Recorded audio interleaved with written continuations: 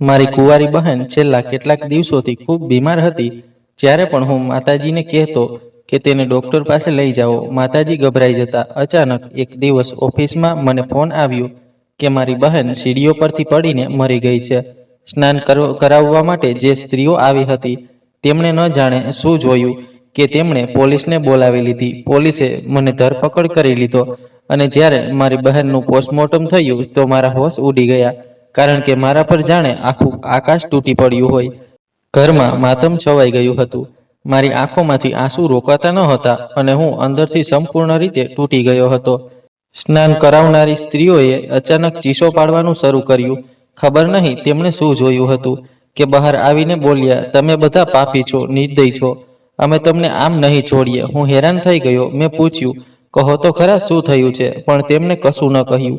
ફક્ત એટલું જ બોલ્યા, જ્યારે તમે આટલું મોટું પાપ કરો છો તો હવે શું પૂછો છો? પછી તેમણે પોલીસ બોલાવી લીધી અને પોલીસ મને પકડીને લઈ ગઈ. વાત પોસ્ટમોર્ટમ સુધી પહોંચી.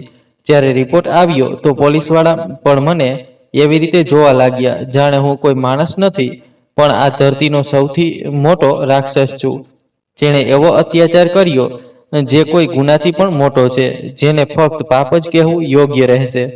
મારું નામ શુભાંશુ છે અને આ વાર્તા મારા પોતાના જીવનની છે. એવું જીવન જે જન્મથી જ એક બોજની જેમ મારા ખભા પર નાખી દેવામાં આવ્યું હતું. હું એક સામાન્ય માણસ હતો. મારા જીવનની સૌથી મોટી સચ્ચાઈ એ હતી કે મારા પિતા ક્યારેય અમારી સાથે રહ્યા નહોતા. મને ખબર નથી કે તેઓ ક્યાં ગયા, શા માટે ગયા, કે હવે જીવંત છે કે નહીં. માતાજીએ ક્યારેય તેમનું નામ ન લીધું, ન તો મને એ હિંમત આપી કે હું તેમના વિશે કશું પૂછી શકું. બસ એટલું જાણતો હતો કે માતાજી અમને બે બાળકોને ઉછેરી રહ્યા હતા અને તે ઉછેરના નામે તેમણે મને જ બલિદાનનો બકરો બનાવી દીધો હતો. માતાજીનું દિલ પથ્થરનું હતું. તેઓ ન તો ક્યારેય મારી સાથે પ્રેમથી વાત કરતા, ન તો મારા દુઃખને સમજતા. હંમેશા એ જ કહેતા, તું ઓછા પૈસા શા માટે લાવે છે? આટલી મહેનતથી ઘર કેવી રીતે ચાલશે? મારી એક બહેન હતી, માયા. તે મારાથી 6 વર્ષ નાની હતી, પણ પોતાની જવાબદારીઓને કારણે મારાથી ઘણી મોટી લાગતી હતી. સવારથી રાત સુધી ઘરના બધા કામ, રસોઈ બનાવવી, વાસણો ધોવા, સાફ સફાઈ, કપડાં ધોવા, બધું જ તે કરતી. માતાજી માટે દવા કે ફળ લાવવાની જરૂર પડે તો તે પણ તે જ કરતી. હકીકતમાં આ બધું મારું કામ હોવું જોઈએ. પણ મજૂરીથી પાછો આવતા જ હું એટલો થાકી જતો કે સીધો પથારીમાં પડી જતો. માયા ક્યારેક ફરિયાદ નહોતી કરતી, બસ ચૂપ રહેતી. તેના ચહેરા પર જે શાંતિ દેખાતી તે હકીકતમાં સહન કરવાની મજબૂરી હતી. હું મજૂર હતો, પણ 4 મહિના પહેલા મને સુપરવાઇઝરની જગ્યા મળી. મને લાગ્યું કે હવે ઘરમાં સુખ આવશે, માતાજી ખુશ થશે. પણ માતાજીએ આ બાબતની પણ કદર ન કરી. તેઓ કહેતા, આ બધું બહુ ઓછું છે, જો મરદ બન્યો હોય તો વધુ પૈસા લાવી બતાવ. ઘણીવાર તેઓ કહેતા, તને શરમ નથી આવતી? તારી બહેન દિવસ રાત કામ કરે છે અને તું બસ લોકોને જોતો રહે છે. માતાજીની વાતો મને અંદરથી તોડી નાખતી. ઘણીવાર દિલમાં આવતું કે ચીસ પાડીને કહી દઉં, અમે પણ માણસ છીએ, અમને પણ પ્રેમ જોઈએ, અમને પણ થાક લાગે છે. પણ દરેક વખતે ચૂપ રહી જતો, કારણ કે આ સમાજમાં માતાને જવાબ આપવો પાપ ગણાય છે. માતાજીનો સૌથી મોટો શોખ હતો આરામ કરવો. દિવસ રાત પથારીમાં પડ્યા રહેતા, ધારાવાહિકો જોતા કે વાર્તાઓ વાંચતા. અમે બંને ભાઈ બહેન તેમની સામે નોકરો જેવા હતા. જો હું કામેથી પાછો આવીને તેમના માટે ફળ ન લાવતો તો તેઓ ઘણા દિવસો સુધી મારી સાથે વાત ન કરતા. પણ ક્યારેય એ ન વિચાર્યું કે પૈસા ક્યાંથી આવે છે, કેવી રીતે ભેગા થાય છે. માયાની તબિયત છેલ્લા કેટલાક દિવસોથી ખૂબ ખરાબ હતી. શરૂઆતમાં મેં વિચાર્યું કે કદાચ વધુ કામના કારણે થાકી ગઈ હશે, પણ એક દિવસ મેં તેને ઉલટી કરતી જોઈ અને બીજા દિવસે તે બેહોશ થઈને પડી ગઈ. મારો જીવ સુકાઈ ગયો. મેં માતાજીને કહ્યું કે નજીકમાં એક નવું ટ્રસ્ટ હોસ્પિટલ ખુલ્યું છે, ત્યાં સારવાર સસ્તી અને સારી હશે. પણ માતાજીએ સખત લહેકામાં કહ્યું, છોકરીઓને આવી સમસ્યાઓ થતી રહે છે, તેમણે પોતે મજબૂત બનવું જોઈએ. હું સ્તબ્ધ થઈ ગયો. એક માતા પોતાની દીકરી માટે આટલી કઠોર કેવી રીતે હોઈ શકે? મેં કહ્યું, તે બેહોશ થઈ ગઈ હતી. આ કોઈ નાની વાત નથી. પણ માતાજીએ ફરી એ જ કહ્યું, છોકરીઓ તો દુઃખ સહન કરવા માટે જ જન્મે છે, એક દિવસ જાતે જ સાજી થઈ જશે. મારી આંખો સામે મારી બહેનની હાલત દિવસે દિવસે બગડતી જતી હતી, પણ માતાજીને તેની જરા પણ પરવાહ નહોતી. મારું દિલ ચાહતું હતું કે હું જબરજસ્તી માયાને હોસ્પિટલ લઈ જાઉં, પણ માતાજીનો સખત સ્વભાવ અને તેમની દાંટે મને રોકી દીધો. મારી બહેન ધીમે ધીમે નબળી પડતી જતી હતી અને હું પોતાને સંપૂર્ણ રીતે લાચાર અનુભવતો હતો. રાત્રે મેં જાતે તેના માટે દવા ખરીદી અને આપી પણ તે કોઈ કામની ન નીકળી, કારણ કે અસલી કારણ કંઈક બીજું હતું જે હું સમજી શકતો ન હતો. એ રાતે જ્યારે માયા સૂતી હતી, હું દેર સુધી જાગતો રહ્યો. તેનો ચહેરો જોતો રહ્યો, વિચારતો રહ્યો કે જો તેને કંઈક થઈ ગયું તો મારું શું થશે, આ ઘરનું શું થશે. માતાજી તો પહેલેથી જ અમારાથી અલગ હતા, તેમને કદાચ કોઈ ફરક પણ ન પડે, પણ માયા મારા માટે બધું હતી. તે મારી નાની બહેન હતી, પણ મારા દિલમાં તે દીકરી જેવી હતી. મેં હંમેશા તેનું રક્ષણ કર્યું, હંમેશા તેના માટે ઊભો રહ્યો, અને હવે જ્યારે તે બીમાર હતી તો હું પોતાને લાચાર જોઈ રહ્યો હતો. મારા મનમાં બરાબર એ વિચાર આવતો કે આ બધું કોઈ મોટી પરીક્ષાની શરૂઆત છે. પણ માતાજીને જુઓ, તેઓ તો પોતાના રંગમાં મસ્ત હતા. ક્યારેક વાર્તાઓ વાંચતા, ક્યારેક ટીવીના નાટકો જોતા અને ક્યારેક અમારા પર હુકમ ચલાવતા. હું વિચારતો રહેતો કે માતાજી અમારી સાથે આટલા સખત કેમ છે? તેઓ અમને પ્રેમ કેમ નથી કરતા? શું તેમના જીવનમાં કંઈક એવું થયું હતું જેણે તેમનું દિલ પથ્થર બનાવી દીધું, કે પછી તેઓ ખરેખર અમને બોજ સમજતા હતા? આ સવાલોના જવાબ મને ક્યારેય ન મળ્યા અને કદાચ ક્યારેય મળશે પણ નહીં. એ વખતે સૌથી મોટી ચિંતા માયાની બીમારી હતી. હું બેચેન હતો, વિચારીને પાગલ થઈ રહ્યો હતો કે શું કરું. આખરે મેં નક્કી કર્યું કે ભલે માતાજી માને કે ન માને, કાલે સવારે હું માયાને હોસ્પિટલ જરૂર લઈ જઈશ. હવે મને ડર લાગવા માંડ્યો હતો કે ક્યાંક આ બીમારી મોટી ન નીકળે અને પછી પસ્તાવવું પડે. પણ આ નિર્ણય સરળ નહોતો. તેનો અર્થ હતો માતાજીની આ આજ્ઞા વિરુદ્ધ જવું, અને જો એવું કર્યું તો તેઓ મને ક્યારેય માફ નહીં કરે. એ રાત મારા જીવનની સૌથી લાંબી રાત હતી. હું દેર સુધી છત તાકતો રહ્યો, વિચારતો રહ્યો અને બરાબર ભગવાનને પ્રાર્થના કરતો રહ્યો કે મારી બહેનને સાજી કરી દે. પણ મનના કોઈ ખૂણામાં એ ડર છુપાયેલો હતો કે સવારે ઉઠતા જ કદાચ હાલત વધુ બગડી ગઈ હશે. એક વધુ વિચિત્ર વાત એ હતી કે માતાજી અવારનવાર માયાને લઈને ક્યાંક ચાલી જતા. જ્યારે હું પૂછતો કે ક્યાં ગયા હતા, તો તેઓ કહેતા શોપિંગ કરવા ગયા હતા. પણ ઘરની હાલત જોઈને મને હંમેશા શંકા રહેતી, કારણ કે આટલા પૈસા તો ક્યારેય હતા જ નહીં, અને મેં ક્યારેય તેમના ખરીદેલા કપડાં કે વસ્તુઓ જોઈ નહોતી. એક વખત તો હદ થઈ ગઈ. રાતે દેર સુધી તેઓ બંને પાછા ન આવ્યા. જ્યારે પાછા આવ્યા તો માતાજીએ કહ્યું માયાની સહેલીની મહેંદી હતી એટલે દેર થઈ ગઈ. પણ તેમના હાવભાવથી બિલકુલ ન લાગતું કે તેઓ કોઈ લગ્નમાં ગયા હતા. માયાની કઈ સહેલી હતી એ પણ મને ક્યારેય ખબર ન પડી, કારણ કે તે તો ક્યાંય જતી જ નહોતી, બસ માતાજી સાથે જ રહેતી. મેં માતાજીને એક નાનો મોબાઈલ પણ આપ્યો હતો, જેથી જ્યારે તેઓ બહાર જાય તો હું ફોન કરીને હાલ પૂછી શકું. પણ વિચિત્ર વાત એ હતી કે તેમણે ક્યારેય મારો ફોન ઉપાડ્યો નહીં. દેર વખતે એ જ બહાનું, બેટરી ખતમ થઈ ગઈ હતી, ફોન ખરાબ હતો.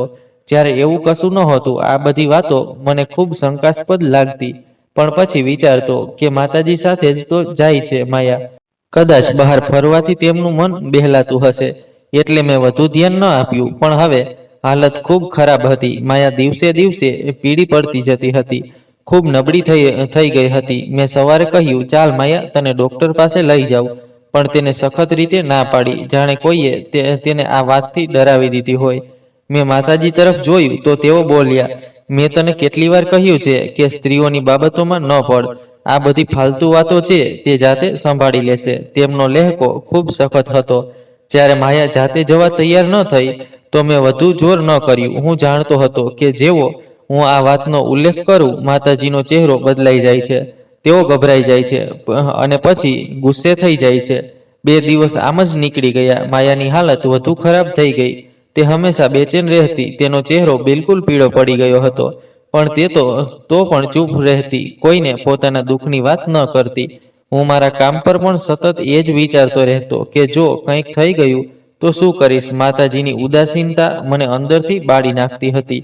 મેં રાતોની રાતો ભગવાનને પ્રાર્થના કરી હતી કે મારી બહેન સલામત રહે, પરંતુ સવારે જ્યારે કોઈનો ફોન આવ્યો તો મારી તો આખી દુનિયા જ ઉજ્જડ થઈ ગઈ. ફોન પર ખબર સાંભળીને પહેલા તો વિશ્વાસ જ ન થયો. લાગ્યું કે કોઈ મજાક કરી રહ્યું છે અથવા કદાચ કોઈ ગેરસમજ થઈ ગઈ છે. હું કશું વિચાર્યા વિના બધું કામ છોડીને ઘર તરફ દોડ્યો.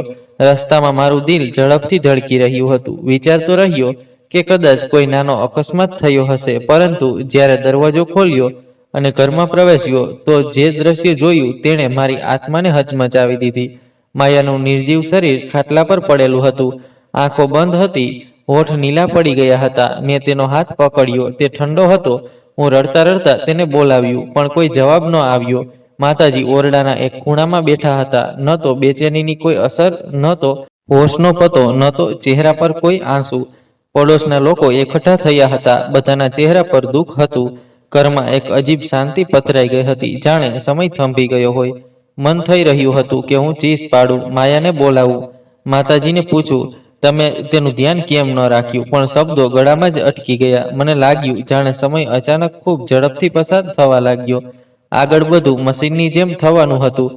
અંતિમ સંસ્કારની તૈયારી, કફનની વ્યવસ્થા, સ્મશાન માટે જગ્યા જોવી, સગા સંબંધીઓને બોલાવવા અને લોકો માટે ભોજનની વ્યવસ્થા. આ બધું એવું ચાલી રહ્યું હતું જાણે પહેલેથી જ નક્કી હોય.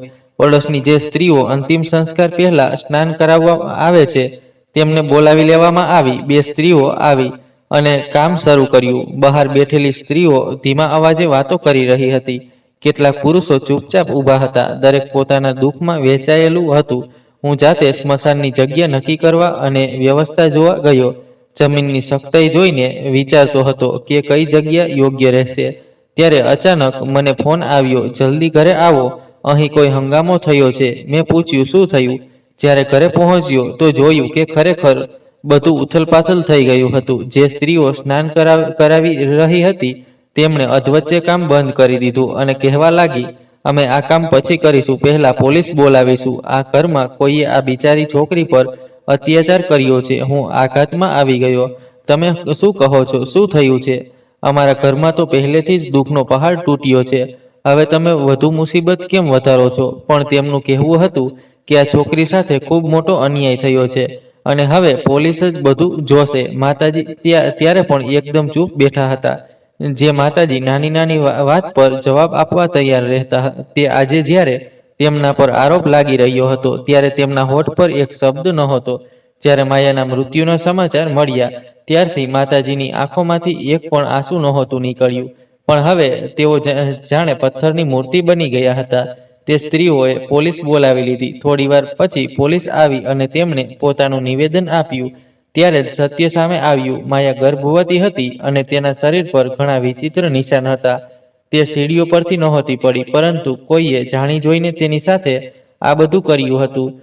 સમાજનો નિયમ એ જ છે કે જો કોઈ છોકરી સાથે અત્યાચાર થયો હોય તો શંકા ઘરના પુરુષ પર જ જાય અને ઘરનો પુરુષ હું હતો.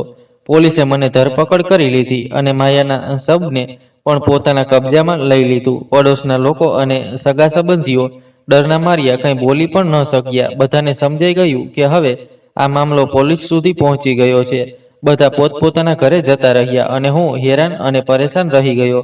હું એવો ભાઈ હતો જેની જુવાન બહેન આ દુનિયામાંથી ચાલી ગઈ હતી. હું પહેલેથી જ મુસીબત, દુઃખ અને ગુસ્સામાં ડૂબેલો હતો અને ઉપરથી મને ઉઠાવીને જેલમાં મોકલી દેવામાં આવ્યો. આ બધા મામલામાં મારા માતાજી એકદમ ચૂપ દર્શક બની રહ્યા. હવે હું જેલમાં હતો અને જીવનની સૌથી મોટી વેદના મારી સામે ઊભી હતી.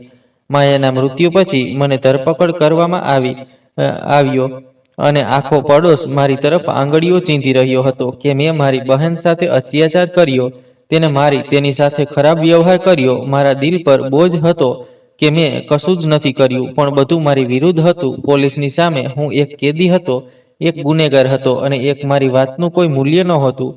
નિર્ણય થયો કે માયાના શબનું પોસ્ટમોર્ટમ કરવામાં આવે, જેથી ખબર પડે કે આ આરોપ સાચા છે કે ખોટા. ડોક્ટરોએ જણાવ્યું કે તે ફક્ત સીડીઓ પરથી નથી પડી, પરંતુ તેની સાથે કંઈક બીજું થયું હતું, જેના કારણે તેનું મૃત્યુ થયું. પોસ્ટમોર્ટમની પરવાનગી માટે પોલીસે મારા માતાજીને પૂછ્યું, કારણ કે હું તો જેલમાં હતો. મારી રાય કે સહીની કોઈ જરૂર ન સમજમાં આવી અને માતાજીએ તરત જ પરવાનગી આપી દીધી. હું હેરાન થઈ ગયો કે તેઓ આટલી જલ્દી કેવી રીતે સહમત થઈ ગયા અને પછી તેમણે એવું નિવેદન આપ્યું જેણે મારા હોશ ઉડાવી દીધા. તેમણે કહ્યું કે તેમનો દીકરો ખૂબ ગુસ્સાવાળો હતો, અમારા પર બૂમો પાડતો, અમને ક્યાંય આવવા જવા ન દેતો, અમને કેદ કરીને રાખતો. મેં પોલીસની આંખોમાં જોઈને કહ્યું, આ કયા દીકરાની વાત થઈ રહી છે? કારણ કે હું તો એવો બિલકુલ નહોતો. હું તો હંમેશા મારા માતાજી અને બહેન માટે દિવસ રાત મહેનત કરતો, તેમના માટે જીવતો, તેમના માટે બધું કરતો. અને આજે બધા આરોપ મારા માથે આવી ગયા. મારું દિલ કહેતું હતું કે કદાચ આ બધું કોઈ ગેરસમજનું પરિણામ છે. કદાચ રિપોર્ટ આવે અને મારું નામ સાફ થઈ જાય. પરંતુ જ્યારે પોસ્ટમોર્ટમનો રિપોર્ટ આવ્યો તો મારી આત્મા કાંપી ઉઠી. રિપોર્ટમાં લખ્યું હતું કે મારી બહેન માતા બનવાની હતી અને તેનાથી પણ મોટો આઘાત એ હતો કે તે છેલ્લા 3-4 વર્ષથી એવી સ્થિતિમાં હતી જાણે કોઈ તેને જબરજસ્તી કોઈ ગંદા ધંધામાં ધકેલી રહ્યું હોય અથવા તેની સાથે સતત અત્યાચાર થઈ રહ્યો હોય. હું રિપોર્ટના શબ્દો સાંભળતો ગયો અને મારા હાથ કાંપવા લાગ્યા. હું વિચારતો રહ્યો કે માયા આવું કેવી રીતે કરી શકે. તે તો એટલી નિર્દોષ હતી, શાંત હતી. તેના ચહેરામાં હજી પણ બાળપણ ઝળકતું હતું. આ બધું કેવી રીતે શક્ય હતું? આ સત્ય કેવી રીતે હોઈ શકે? મારું મગજ શૂન્ય થઈ ગયું. હું મારા દિલમાં ચીસ પાડી, આ બધું ખોટું છે. માયા એવી નહોતી. પણ સામે હાજર પોલીસ અધિકારીઓ એ કાગળ પર લખેલા શબ્દોને જ સત્ય માની રહ્યા હતા. કોઈ મારી વાત સાંભળવા તૈયાર નહોતું. પોસ્ટમોર્ટમ પછી માયાને માતાજીના હવાલે કરી દેવામાં આવી. મારા હાથમાં હથકડી હતી અને મને સ્મશાન લઈ જવામાં આવ્યો. મેં મારી આંખોથી જોયું જ્યારે તેના શરીરને અગ્નિ આપવામાં આવી. એક ક્ષણ માટે મન થયું કે હથકડી તોડીને તેની રાખ પાસે દોડી જાઉં અને પૂછું, તે આ બધું કેમ કર્યું બહેન? પણ હવે તે હંમેશ માટે ચૂપ હતી. તેના હોઠ બંધ થઈ ગયા હતા અને હવે ફક્ત જમીન હતી જે તેને પોતાની અંદર સમાવી રહી હતી. હું ત્યાં ઊભો હતો. ચારે બાજુ પોલીસવાળા, પડોશના લોકો અને કેટલાક સગા સંબંધીઓ, પણ કોઈ મારી પાસે ન આવ્યું. કોઈ મારી વાત ન સાંભળી રહ્યું હતું. હું અંદરથી વિચારતો રહ્યો, હવે મારું શું થશે? મારો કેસ, મારું જીવન, મારા સપના, બધું ખતમ થઈ રહ્યું હતું. મારા કેસની મુખ્ય સાક્ષી મારા માતાજી હતા. જો તેઓ ઈચ્છતા તો મને બચાવી શકતા હતા. જો તેઓ કહેતા કે તેમનો દીકરો નિર્દોષ છે તો હું આઝાદ થઈ જાત. પણ તેમણે એવું ન કર્યું. હું વિચારતો રહ્યો કે માતાજીએ હજી સુધી મારી જામીન કેમ નથી કરાવી. તેમને તો બરાબર ખબર હતી કે મેં કશું નથી કર્યું, છતાં તેઓ ચૂપ હતા. પોલીસ કહેતી હતી, જ્યાં સુધી તેઓ સાક્ષી નહીં આપે હું અહીં જ રહીશ. તારું જીવન હવે આ સળિયાઓ પાછળ પસાર થશે. મારા માટે આ બધું કોઈ કયામતથી ઓછું નહોતું. માયા ચાલી ગઈ હતી અને જતા જતા પોતાની પાછળ આટલા બધા રહસ્યો છોડી ગઈ હતી. હું વિચારતો રહ્યો, તેની સાથે શું થયું, કેમ થયું, કોણે કર્યું, તે ક્યાં ઝાડમાં ફસાઈ. પણ આ બધા સવાલોનો જવાબ આપનારું કોઈ નહોતું. હું પોતાને એવા અંધારામાં ફસાયેલો અનુભવતો હતો જેનો કોઈ છેડો મારા હાથમાં નહોતો આવતો. એક તરફ બહેનનું દુઃખ, બીજી તરફ માતાજીના આરોપ, ત્રીજી તરફ જેલની સળીઓ અને ચોથી તરફ એ રિપોર્ટ જે બરાબર મારા દિલને ચીરી રહ્યો હતો. મેં વિચાર્યું, જીવનમાં આટલું મોટું વળાંક આવશે એ તો મેં સપનામાં પણ નહોતું વિચાર્યું. અચાનક બધું ગૂંચવાઈ ગયું હતું. બધું ખતમ થઈ ગયું હતું. હવે મારી પાસે કશું જ બચ્યું નહોતું સિવાય એક એવું દુઃખ કે હું અંદરથી રડું અને વિચારું કે આખરે આ બધું કોણે કર્યું અને કેમ કર્યું. હું 9 મહિના સુધી જેલમાં પડ્યો રહ્યો અને એ 9 મહિના મારા જીવનના સૌથી મુશ્કેલ અને દુઃખદ દિવસો હતા. હું એવો કેદી હતો જેના માટે ન તો કોઈ જામીન કરાવવા આવ્યું, ન મળવા, ન કોઈ કાર્યવાહી કરી. જાણે હું આ દુનિયામાં એકદમ એકલો રહી ગયો હતો. દિવસ રાત હું જેલના સળિયાઓ જોતો અને વિચારતો કે મારા જીવનમાં એવું શું લખાયેલું છે કે મારી સાથે આટલો મોટો અન્યાય થઈ રહ્યો છે. એ 9 મહિના મને 9 વર્ષ જેવા લાગ્યા. દરેક દિવસ એક સદી બની જતો અને દરેક રાત એક સજા બની જતી. મારી આંખોમાંથી ઊંઘ ઉડી ગઈ હતી અને મારું દિલ અંદરથી તૂટતું જતું હતું. હું બરાબર ભગવાનની સામે હાથ જોડીને પ્રાર્થના કરતો કે હે પ્રભુ, હું નિર્દોષ છું, મને આ દુનિયામાંથી મુક્તિ આપો. પણ સમય પોતાની ચાલ ચાલતો રહ્યો અને મારી પ્રાર્થનાઓ જાણે હવામાં ગુમ થઈ જતી હતી. એક દિવસ અચાનક જેલના વોર્ડન આવ્યા અને કહ્યું કે કોઈએ તારી જામીન આપી દીધી છે અને તારો કેસ પણ પાછો ખેંચી લેવામાં આવ્યો છે. હવે તને રિહા કરાવવામાં આવશે. આ સાંભળીને મારી ધડકન જાણે થંભી ગઈ. મારી આંખોમાં આંસુ આવી ગયા. મેં તરત પૂછ્યું, કોને મારી જામીન આપી, કોને કેસ પાછો ખેંચ્યો? પણ તેમણે કોઈ જવાબ ન આપ્યો. ફક્ત એટલું જ કહ્યું કે પ્રક્રિયામાં થોડો સમય લાગશે. ખરેખર મને રિહાઈ મેળવવામાં વધુ 4 મહિના લાગ્યા. કુલ 14 મહિના જેમાં જેલની સળિયાઓ પાછળ વીતી ગયા. દરેક દિવસે મારું શરીર નબળું પડતું ગયું પણ મારું દિલ હજી જીવતું હતું. આખરે એ દિવસ પણ આવ્યો જ્યારે હું જેલમાંથી બહાર નીકળ્યો. સૌથી પહેલા મેં આકાશ તરફ જોયું અને ભગવાનનો આભાર માન્યો, પણ દિલના કોઈ ખૂણામાં એ વલવલાટ હતો કે મારી રિહાઈ પર ખુશ થનારું કોઈ નહોતું. ન કોઈ મિત્ર, ન કોઈ સગું, ન કોઈ પરિચિત. મારું મન ઈચ્છતું હતું કે ઓછામાં ઓછું મારા માતાજી તો મને લેવા આવે, પણ તેઓ પણ ન આવ્યા. હું જાણતો હતો કે કેસ પાછો ખેંચનાર તેઓ જ હશે, પણ સવાલ એ હતો કે જો તેઓ આવું કરી શકતા હતા તો મને મળવા કેમ ન આવ્યા? હું સીધો મારા ઘર તરફ ચાલ્યો ગયો. રસ્તામાં મારી આંખો દરવાજાની કલ્પના કરતી રહી કે કદાચ માતાજી દરવાજે ઊભા હશે, મને જોઈને ખુશ થશે, મને ભેટી પડશે. પણ જ્યારે ઘરે પહોંચ્યો તો દરવાજો બંધ હતો અને તેના પર તાળું લટકતું હતું. આ દ્રશ્ય જોઈને મારું દિલ જાણે થંભી ગયું. શ્વાસ રૂંઘાવા લાગ્યા. જ્યારે પડોશની એક સ્ત્રી મારી પાસે આવી અને મને ચાવી આપી. તેણે કહ્યું, આ તારા માતાજીએ આપી હતી. કહ્યું હતું કે જો મારો દીકરો આવે, પાછો આવે, તો આ ચાવી તેને આપી દેજે. મેં તેની આંખોમાં જોયું, પણ ત્યાં સહાનુભૂતિ નહોતી, નફરત હતી, જાણે તે મને ખૂબ ખરાબ માણસ સમજતી હોય. તેની નજરોનો બોજ હું અનુભવી રહ્યો હતો. મેં કશું બોલ્યા વિના ચાવી લીધી અને દરવાજો ખોલ્યો. ઘરમાં પગ મૂકતા જ એવું લાગ્યું જાણે આ ઘર પણ મારી જેમ એકલું પડી ગયું હોય. દરેક વસ્તુ સન્નાટામાં ડૂબેલી હતી. દિવાલો પર ભેજ અને ખરી પડેલી પોપડી, ખૂણામાં જામેલી ધૂળ, જાણે મહિનાઓથી કોઈએ સફાઈ ન કરી હોય. મારું મન બેચેન થઈ ઉઠ્યું. માતાજી ક્યાં ગયા? તેમણે મને કેમ છોડી દીધો? જો તેમણે મારી જામીન આપી હતી તો હવે તેઓ ક્યાં છે? કોની પાસે ગયા હશે? આ સવાલો મારા મગજને બરાબર હચમચાવી રહ્યા હતા, પણ કોઈ જવાબ નહોતો. મેં જેલમાં મજૂરીથી જે થોડા ઘણા પૈસા કમાયા હતા તેમાંથી નજીકની દુકાનમાંથી ખાવા પીવાનું સામાન ખરીદ્યું અને ઘરે પાછો આવ્યો. સૌથી પહેલા મેં ઘરની સફાઈ શરૂ કરી. કચરો બહાર ફેંક્યો, ફર્શ પર પાણી રેડ્યું, સાફ સફાઈ કરી. પણ સફાઈ છતાં ઘરની વેરાની ઓછી ન થઈ. હવે આ ઘરમાં એ રોનક નહોતી જે ક્યારેક મારી બહેનની હસીથી હતી.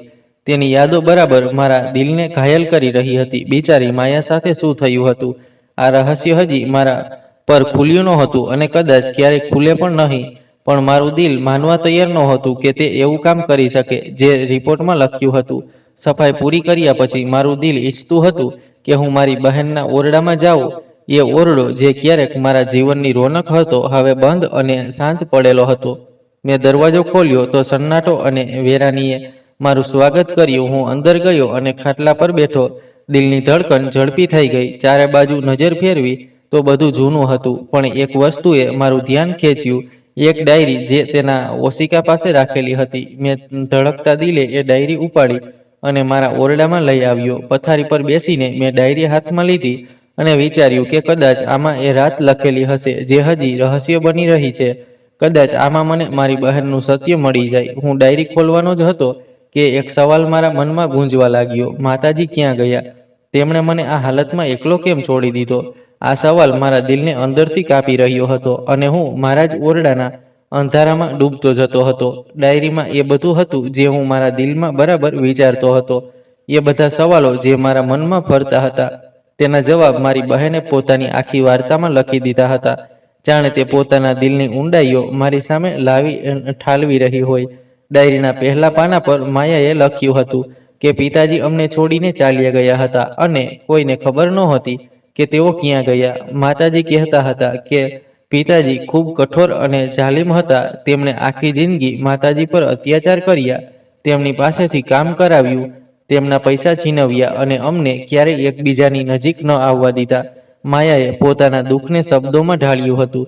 તેણે લખ્યું હતું કે હવે તે પોતાનું જીવન પોતાની રીતે જીવવા માંગે છે. કોઈના માટે પોતાને બલિદાન નથી આપવું. તેણે લખ્યું હતું કે તેનો ભાઈ એટલે કે હું તેને ખૂબ પ્રેમ કરે છે, હંમેશા તેની રક્ષા કરે છે. પણ માતાજી કહેતા હતા કે તે પણ તો પુરુષ છે અને પુરુષ અને સ્ત્રી ક્યારે સાથી નથી હોતા. સ્ત્રીએ પોતાના માટે જાતે જ બધું કરવું પડે છે. ડાયરીમાં એક ઘટના પણ હતી જેને વાંચીને મારું દિલ કાંપી ઉઠ્યું. તેણે લખ્યું હતું કે માતાજી તેને એક ઘરે લઈ ગયા હતા. ત્યાંના લોકો તેની ખૂબ વખાણ કરી રહ્યા હતા. તેને લખ્યું કે કદાચ જીવનમાં પહેલીવાર તેને સન્માન મળી રહ્યું છે. પણ થોડા દિવસો પછી માતાજીએ તેને ત્યાં જ છોડી દીધી અને પોતે ચાલી ગયા. અને પછી તેની સાથે ખૂબ ખરાબ થયું. તેણે લખ્યું હતું કે માતાજીએ તેને કહ્યું કે જે થયું તેને ખરાબ સ્વપ્ન સમજીને ભૂલી જા. પણ તેની સાથે જ તેણે એ પણ લખ્યું કે માતાજીએ આના બદલામાં ઘણા પૈસા લીધા હતા. તેના શબ્દોમાં ઊંડી શરમ અને ડર ઝલકતો હતો. તેણે લખ્યું હતું કે માતાજી તેને ઘણા ઘરોમાં લઈ જતા રહ્યા અને તે કોઈને કંઈ કહી શકી નહીં. તે પોતાના જ જીવનમાં કેદ થઈ ગઈ હતી, જાણે જીવતા હોવા છતાં મરી ગઈ હોય.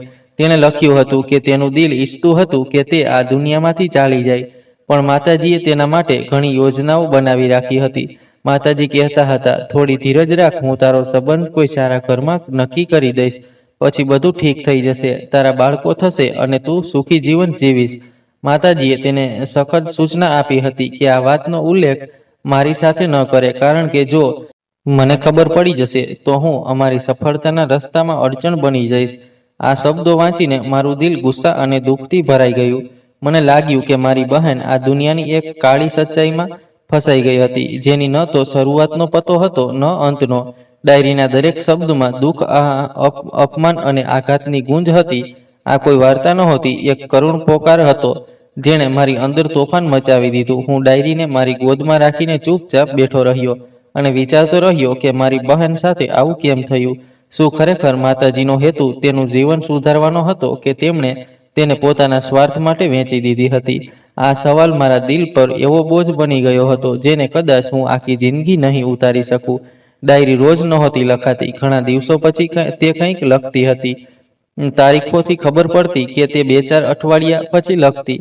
એક પાનું વાંચતા જ મારી આંખોમાંથી આંસુ વહેવા લાગ્યા અને સાથે જ દિલમાં ગુસ્સો પણ ઉમટી આવ્યો. ગુસ્સો એ વાતનો કે હું મારી બહેનને બચાવી ન શક્યો. તેણે લખ્યું હતું, આજે માતાજી મને એક ખૂબ ખરાબ માણસ પાસે લઈ ગયા. તેણે મારી સાથે ખૂબ ખોટું કર્યું, પણ માતાજી કહે છે કે તેણે ઘણા પૈસા આપ્યા છે.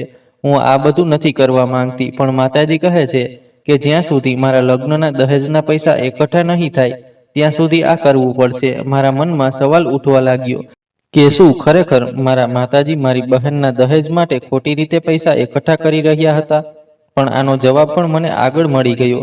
આગળ લખ્યું હતું કે એક માણસ અવારનવાર માતાજીને મળવા આવતો હતો. માતાજી કહેતા હતા કે તે તેની સાથે લગ્ન કરશે.